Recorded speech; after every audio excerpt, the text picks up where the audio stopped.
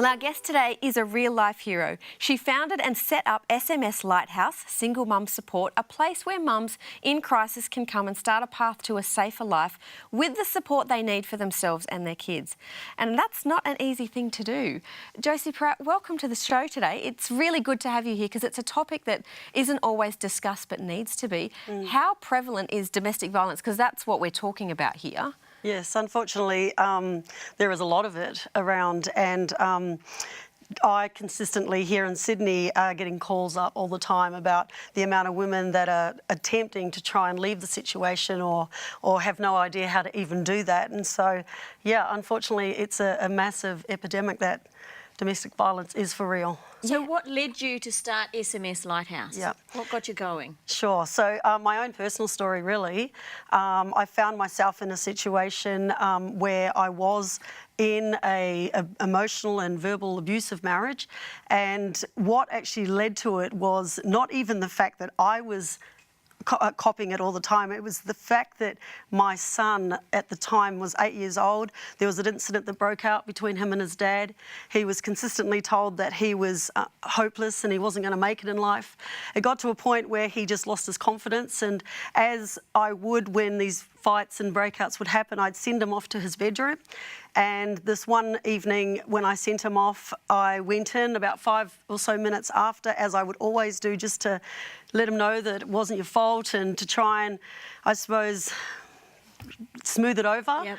And on this incident, though, this evening when I walked in, I found my 8-year-old hanging from his bunk bed with a belt round his neck. And confronting. Yeah, that's right. For an 8-year-old to even think that, it was a real shock. And So what did you do from he there? He survived. Yeah. Yes, so it was from that I ended up actually, I realised that was the wake-up call and I needed to get out. And so I ended up in our local women's refuge. But it was going through that place, which was an amazing place and really did give us a place to stay in order to move forward.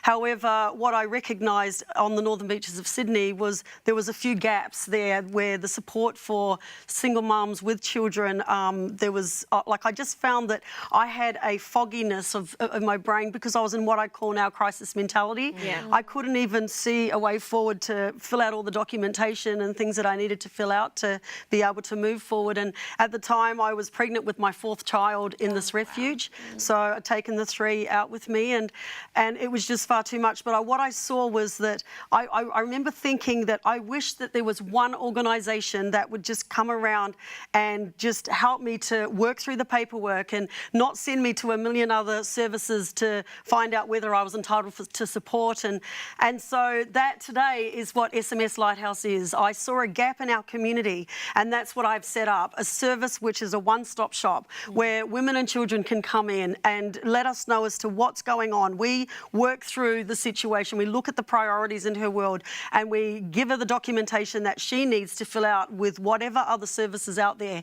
Rather than us sending her off, we actually now sit down and work through it all with her. So because for some ladies that's just too hard. They don't have a car or they can't even get their head around what they need to be doing, isn't it? Exactly, exactly. So Josie, thinking back through your story, I wonder how frequent it is for children to experience the abuse along with the mom. We often hear about mothers experiencing abuse. Did you find that your children were also experiencing it, and is it common for Definitely, and actually that's a very good question, Rachel, because my big question is domestic violence, does it impact children?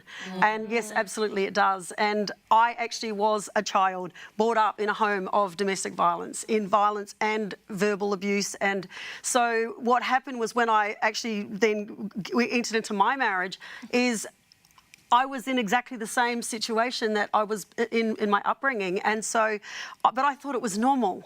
And so the same with my kids. And the wake-up call was not only the fact that obviously that incident happened that wasn't great, but I started to realise that I was trying to teach my children how to actually disassociate with what was going on, which really is saying that it's okay. That it's normal. And it's not okay. So how do we break those cycles to Right. teach children who are in a family with domestic violence that it's not normal so that they can have a healthy relationship in that next generation? Sure.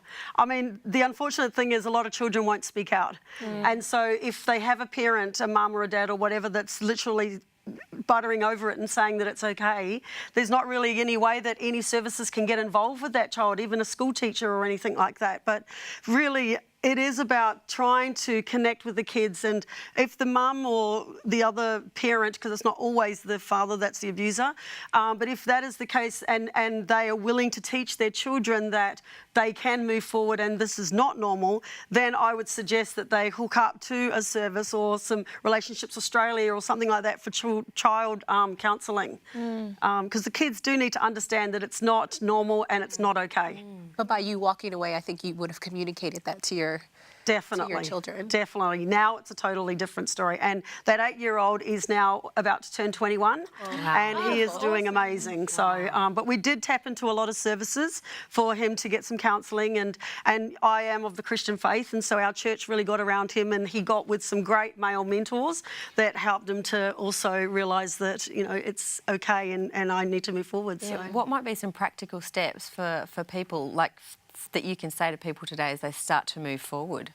I would say that, well, if you are experiencing specifically violent abuse, then you need to, if it's unsafe in the home, then there are a lot of numbers that you can call. The 1-800 RESPECT number is a big Australian-wide number that you can call and get some advice.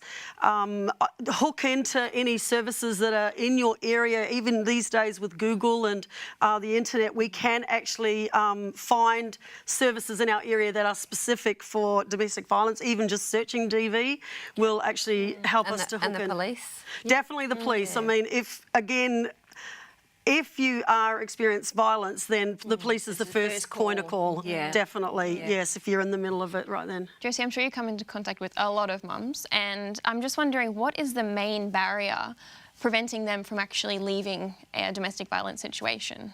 Is there a main cause, or is it just... Yeah, I think well, what I have experienced specifically in Sydney is the means to be able to get out.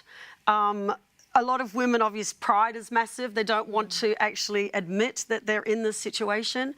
However, when even stepping out in with clients that I've worked with, we've had many clients come through that have come and got advice, and then they realise, for example, if they've got a lot of material stuff at home and the kids are in places where they've got the internet, they've got all of their personal stuff, but now they've been moved out of the home and into, say, a tiny little unit. There's no internet, or there's less access to some of the material stuff that they've had in the past.